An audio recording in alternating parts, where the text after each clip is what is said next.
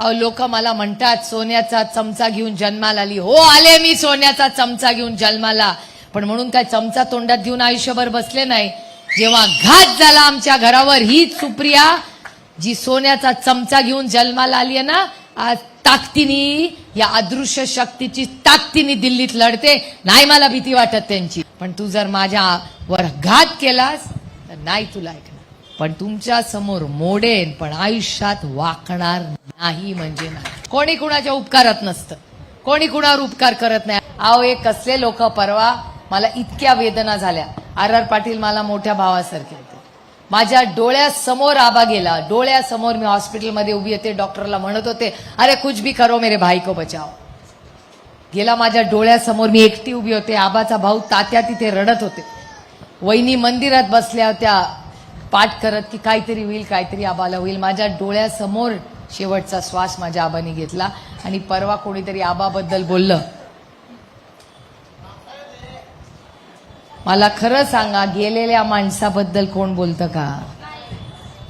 कधीही नाही.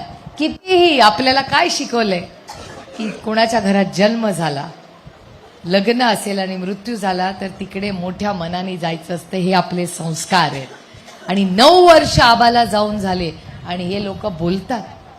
मला प्रश्न विचारत्या भारतीय जनता पक्ष आणि त्यांच्या मित्रपक्षाच्या, हे तुमचे संस्कार आहेत? आणि काय बोलले त्याच्यामध्ये की देवेंद्र फडणवीसांनी एक फाईल दाखवली. इथे तुमच्याकडे झालं ना, येऊन आरोप केले. भारतीय जनता पक्षानेच आरोप केले की नाही आमदारावर. आणि काय झालं, आमदार आज भारतीय जनता पक्षात आहे. मला हा प्रश्न विचारायचा आहे भारतीय जनता पक्षाला. भ्रष्टाचार मुक्त भारत दूंगा असं म्हणले होते की नाही भारतीय जनता पक्ष? मग ज्यांच्यावर भारतीय जनता पक्षाने आरोप केले, सगळी कशी काय हो भारतीय जनता पक्षामध्ये आज? मग ते भ्रष्टाचारी आहेत का नाहीत? सगळे मला म्हणतात सुप्रिया एवढं बोलू नकोस. म्हणलं क्या कर लेगा, आपण रामकृष्ण हरिवाले आहे. जवाब सिर्फ पांडुरंगाला वितीन, बाकी कुणाला उत्तर देणार नाही. माझ्या मतदारांना देते. त्यांना लोकसभेनंतर बहीण लाडकी झाली. लोकसभेत कुठली बहीण लाडकी होती? ही तर नव्हती.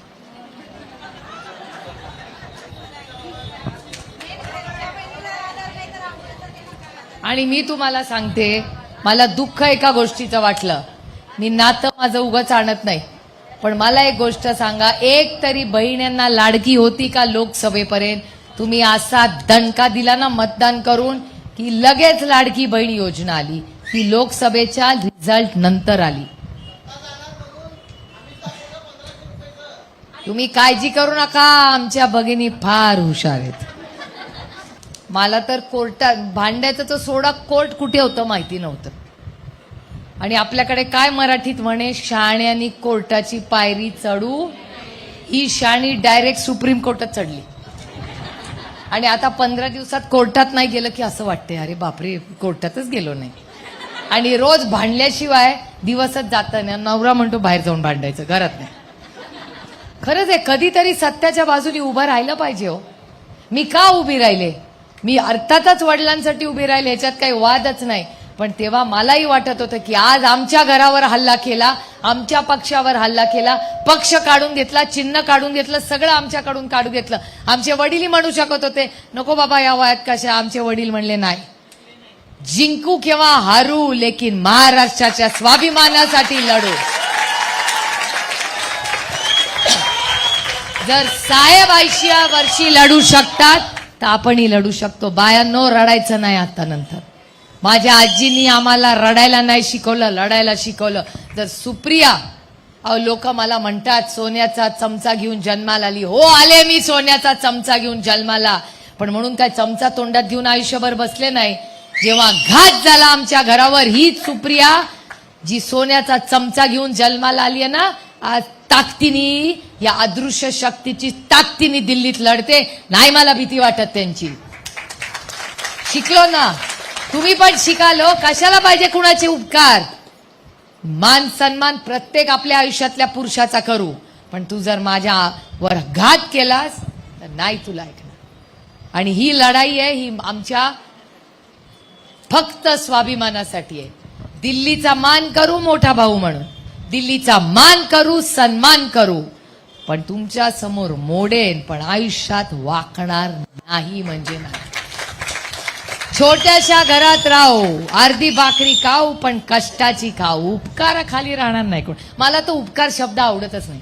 कोणी कुणाच्या उपकारात नसतं, कोणी कुणावर उपकार करत नाही, आणि तो शब्द तुम्ही तर वापरू पण नका. जो मला म्हणतो ना, ओ साहेबांनी फार उपकार केले, म्हणजे उपकार बिपकार नाही, साहेबांनी प्रेम केलं.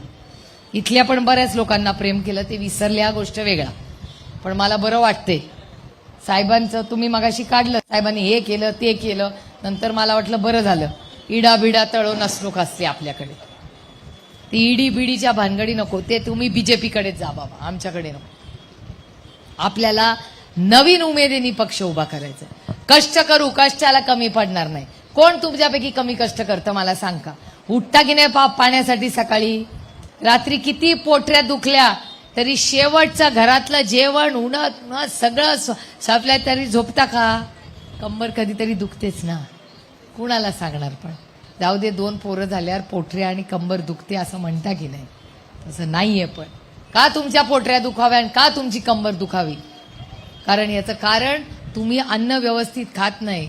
तुमचं रक्त तपासलं, अर्ध्या जणी अनिमिक असाल, पण का हा त्याग करता की माझं जे नुकसान झालं ते होऊ द्या, पण माझ्या पोरा बाळांचं होता कामा नाही. माझ्या पोरीचं लग्न पण मोठ्या घरात हवं, आणि मुलींनी कमवून स्वतःच्या कर्तृत्वाने काहीतरी करून दाखवावं, हे एका आईचं स्वप्न असतं. आणि दुसरं काय आईला, हो मी पण तुमच्यासारखी आईच आहे ना. आणि शेवटी कष्ट करून तुम्हाला काय वाटतं प्रत्येकीला? काय बाई म्हणते की डोळे बंद व्हायच्या आधी काचेची एक तडी माझी बांगडी सोन्याची व्हावी, एवढंच मला पाहिजे, मला बाकी काही आयुष्यात नाही. ना तुमचे खोके, तुमचे म्हणजे तुमचे नाही, तर गैरसमज व्हायचा लोकांना. त्याच्यामुळे हा काळ वेगळा झालेला आहे. फार जबाबदारी आहे तुमच्यावर. लोक येतील, आमेच दाखवतील. माझं म्हणणं आहे, जे येईल त्याचं स्वागत करायचं. ही आपले संस्कार आहेत. अतिथी देवो भव. जे देतील ते घ्या. देतील म्हणजे मसाला. तुम्ही काहीतरी दे, मी दुसरं काय म्हणत नाही. तुम्ही चुकीचा अर्थ काढू नका. जो येईल त्याला ओवाळा, स्वागत करा. जे प्रेमाने तो देईल ते घ्या, काय हरकत नाही. त्यांनी फार कष्टाने नाही घेतलेलं. त्याच्यामुळे जे काय करायचंय ते करा, पण मतदान करा ना, अशाच माणसाला मतदान करा जो स्वाभिमानी आहे, खरा आहे, आणि काय प्रामाणिक. जोपर्यंत प्रामाणिक माणसं निवडून जात नाही, या राज्यामध्ये क्रांती होणार नाही. आणि ही क्रांती आपल्याला घडवायची. आता बदल घडवायचा असेल तर आपल्याला आपल्यामध्ये बदल घडवावा लागतो. अवघड असतं. मी नेहमी सांगते, सत्य परेशान हो सकता है लेकिन पराजित नहीं हो सकता. आपल्याला कष्ट जास्त करावे लागतील. आपल्याला दिवसाचं रान करावं लागेल, लढावं लागेल, काठ्या खाव्या लागतील. पण शेवटी आपल्याला असा लोकप्रतिनिधी पाहिजे जो म्हणेल 50 खोके नॉट ओके. आणि माझं म्हणणं आहे, आम्ही लोकप्रतिनिधी आहोत.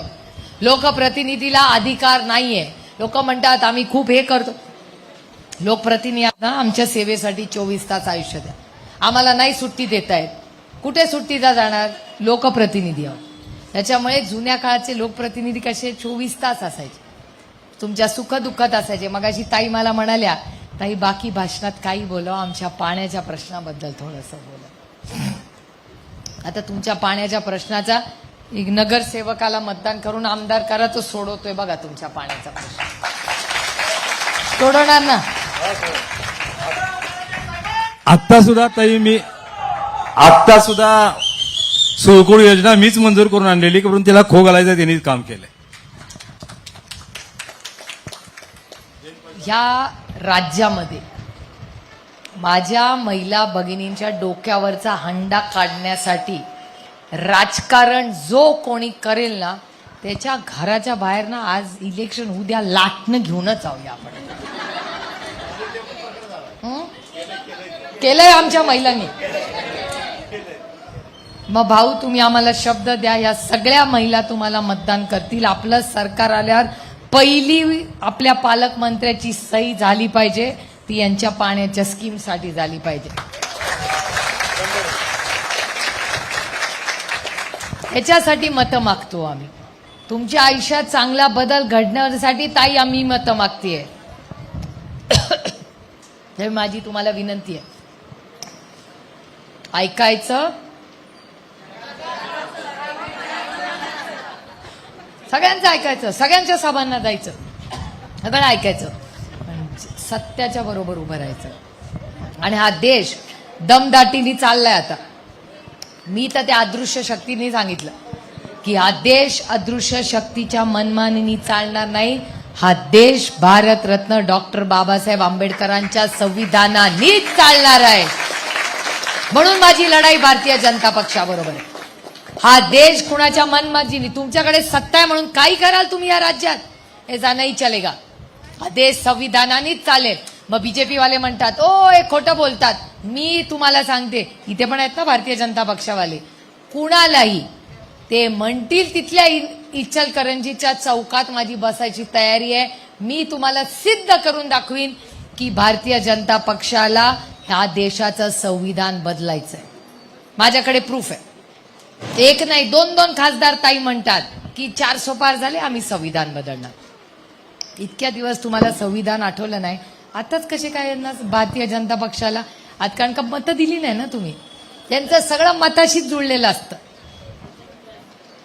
त्याच्यामुळे विचार करा, संविधान वाचवण्यासाठी, या राज्याच्या स्वाभिमानासाठी, आपल्या इचलकरंजीच्या पाण्यासाठी आणि स्वच्छ आणि पारदर्शक काम करण्यासाठी आपल्याला या बंधूच्या मागे, आपल्या या भावाच्या मागे उभं राहायचं. यावेळेस भाऊबीज उलटी करूया. ते तुम्ही ओवाळा पण, आणि एक बहीण म्हणून आपल्या कर्तृत्ववान भावाच्या मागे ताकदीने उभ्या राहा, मतदान करून घ्या आणि एवढंच लोकांच्या समोर जाऊन म्हणा, रामकृष्ण हरी.